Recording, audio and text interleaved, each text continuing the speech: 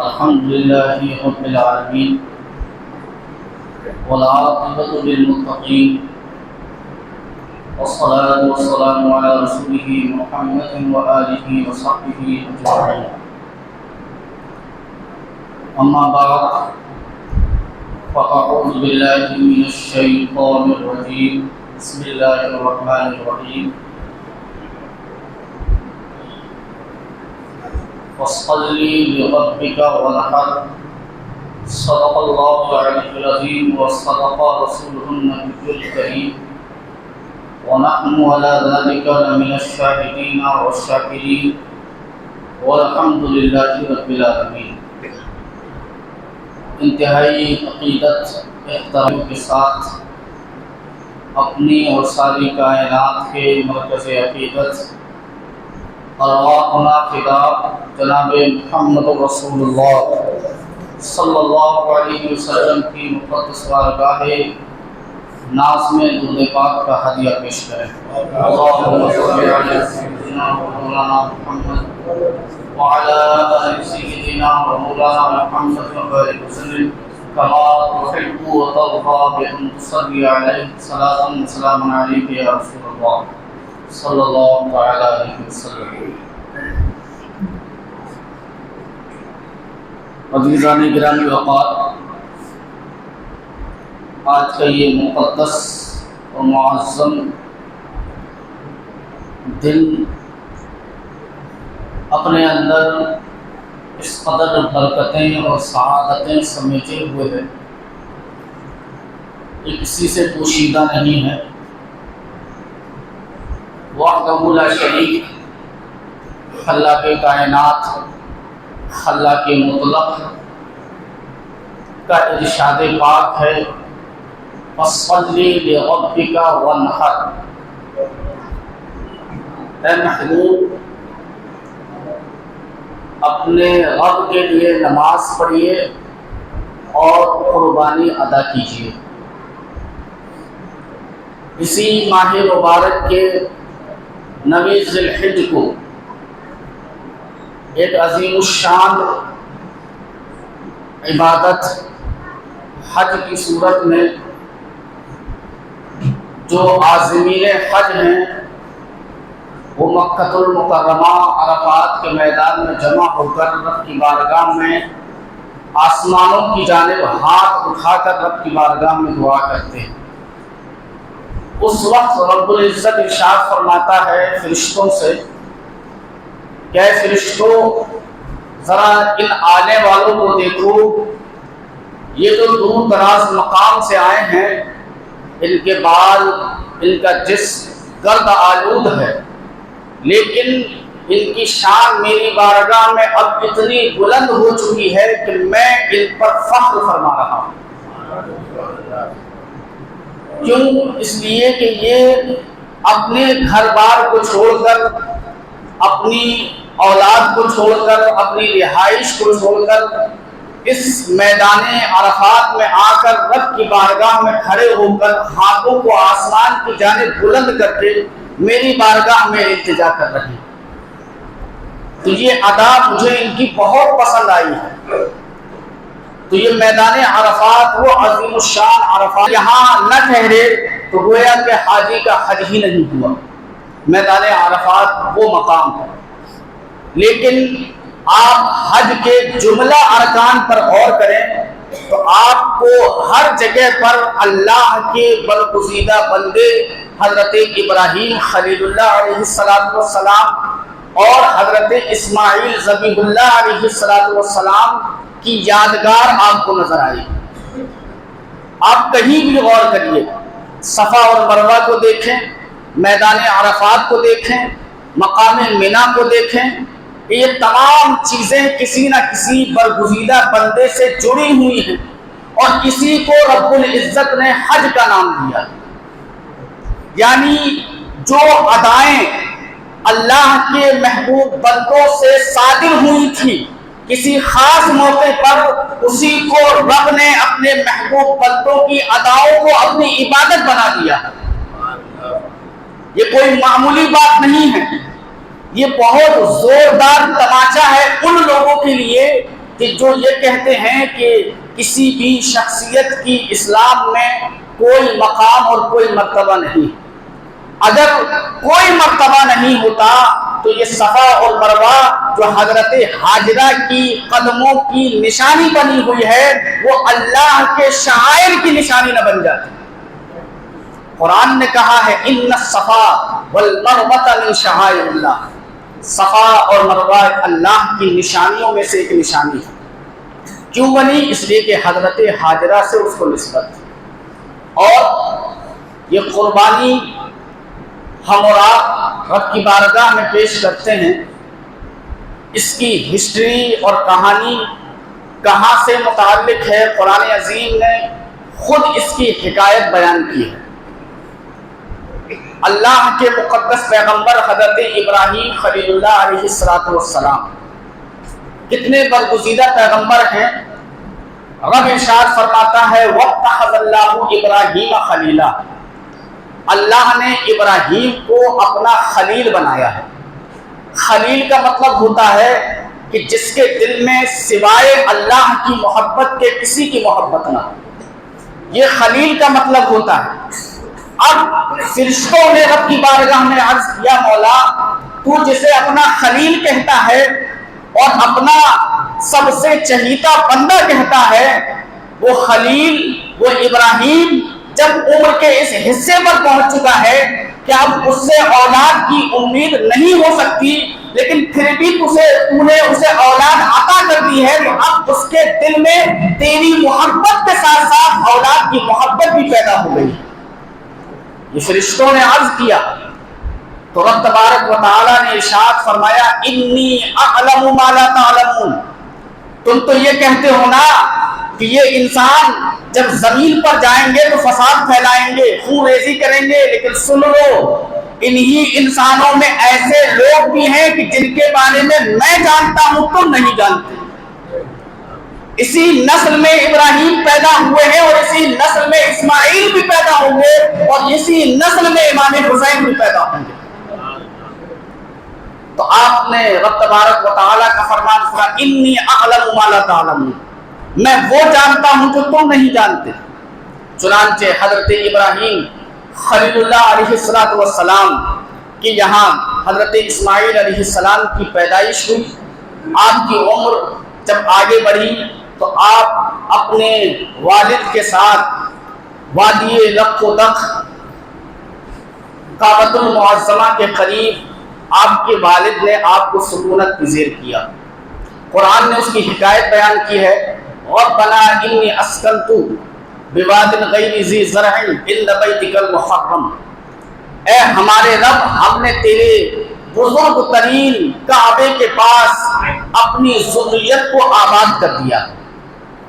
اور ساتھ ہی یہ بھی دعا کی لیقیم الصلاۃ اے اللہ تو توفیق دے تاکہ یہ نمازیں قائم کریں.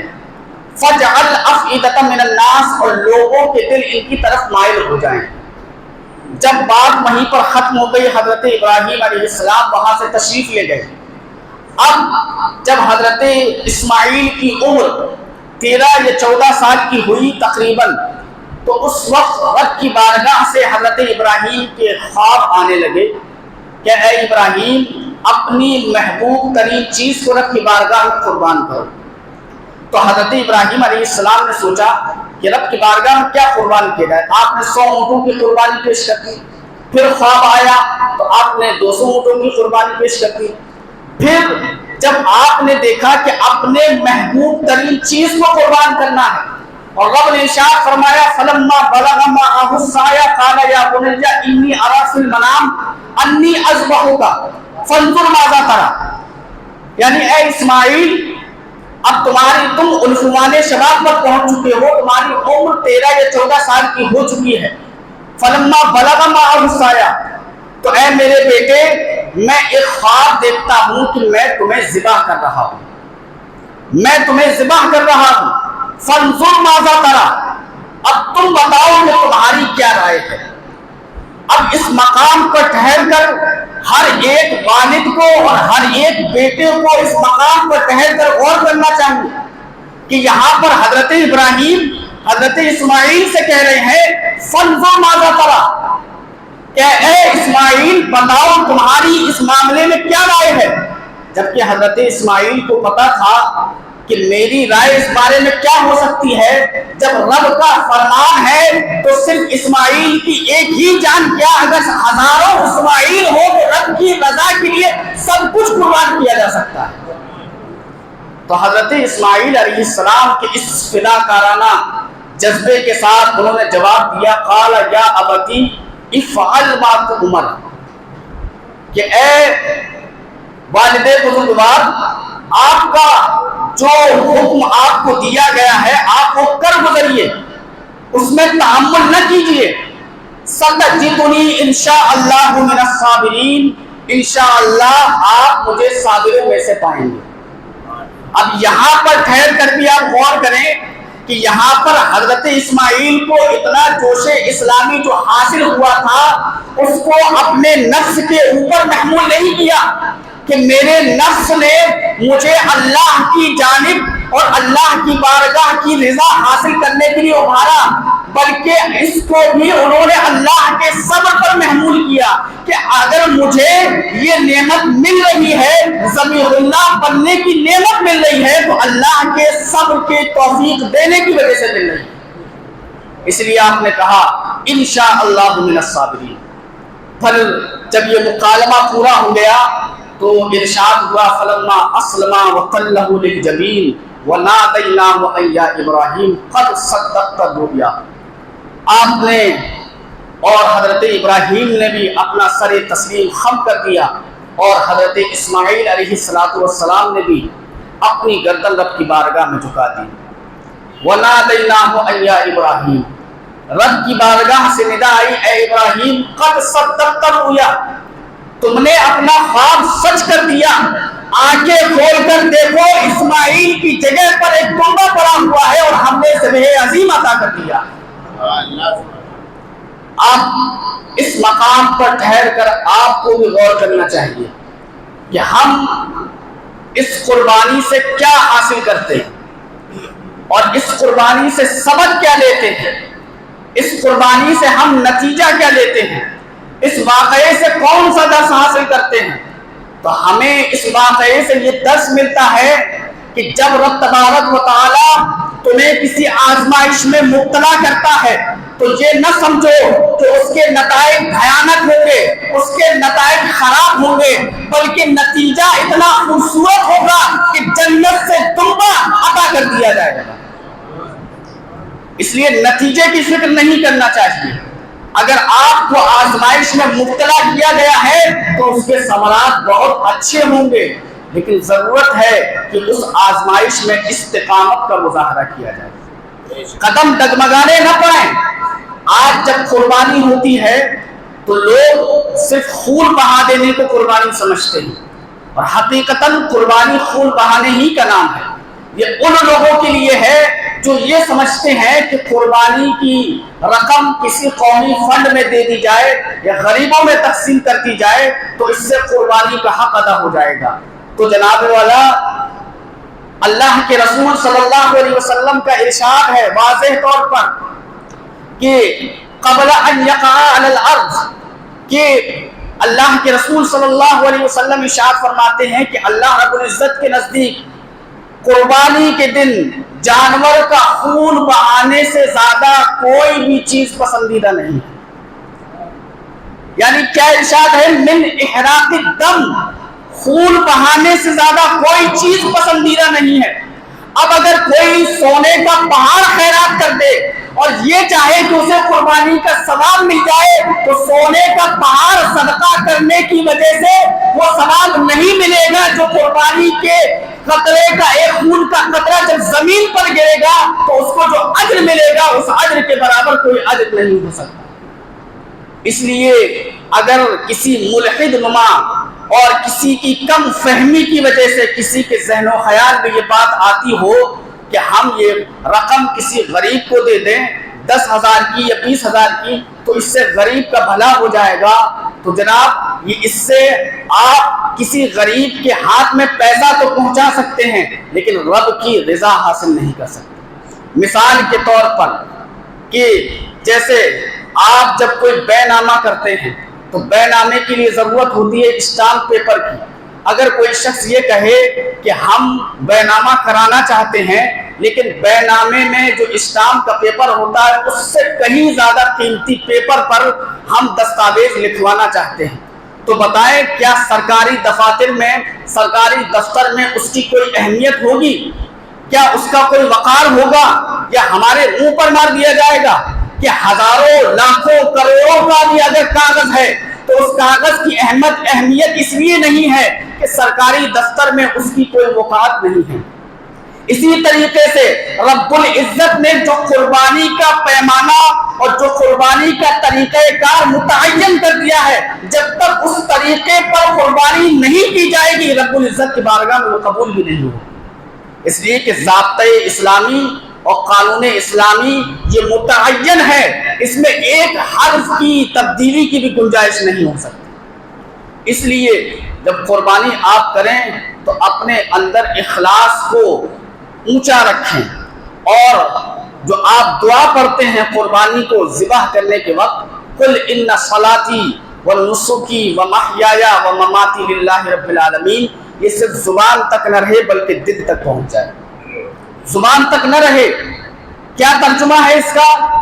کہ بے شک میری نماز، میری قربانیاں، میری زندگی، میری موت، یہ سب کچھ اللہ کے لیے، سب کچھ اللہ کے لیے ہے۔ یہ اخلاص دل میں موجود ہونا چاہیے۔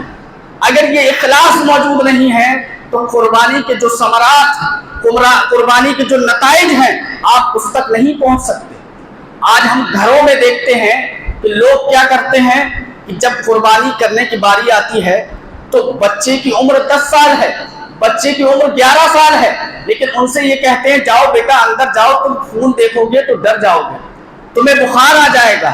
ارے جناب، یہ قربانی صرف اس لیے نہیں ہے کہ آپ حضرت ابراہیم خلیل اللہ کی یاد تازہ کر لیں، بلکہ یہ قربانی آپ کو یہ احساس دلاتی ہے کہ کل اگر کوئی حرف دین پر آ جائے، کوئی حرف شریعت پر آ جائے، جب بات معمول سے رسالت پر آ جائے تو صرف جانور قربان کرنے تک محدود نہیں رہنا، اگر اپنی گردن کو قربان کرنے کی باری آ جائے تو شریعت کے لیے اپنی گردن بھی قربان کر دینا۔ یہ درس ہے قربانی کا کہ خون بہا دیا آپ نے، تو یہ درس آپ نے کہاں حاصل کیا؟ جب تک آپ کے بچے اس چیز کو نہیں سمجھیں گے تو آپ ان کو کیسے سمجھا پائیں گے کہ شریعت کے لیے جان کیسے دی جاتی ہے، رسول اللہ صلی اللہ علیہ وسلم کی عزت کی بات کیسے کی جاتی ہے؟ جب یہ سب کچھ آپ نہیں سمجھائیں گے تو وہ اسلامی روح سے واقف بھی نہیں ہوں گے۔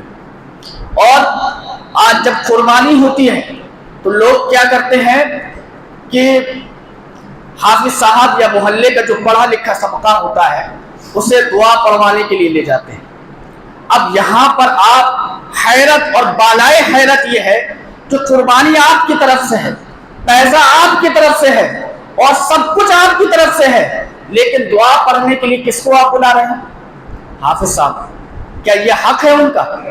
نہیں، یہ آپ کے اوپر لازم تھا کہ آپ دعا پڑھتے، لیکن آپ دعا پڑھ نہیں سکتے۔ کیوں؟ اس لیے کہ آپ نے پڑھا ہی نہیں۔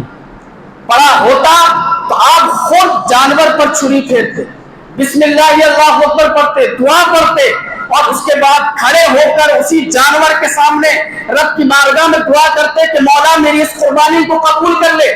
تو جب یہ عاجزانہ فطرت آپ کے اندر پیدا ہوتی تو رب تبارک و تعالیٰ اسی کے مطابق آپ کو اجر بھی عطا فرماتا، لیکن وہ جذبہ کار فرما نہیں ہے۔ کیوں؟ اس لیے کہ علم کی کمی۔ علم کی کمی، کس قدر علم کی کمی ہے آپ خود اندازہ کر لیں۔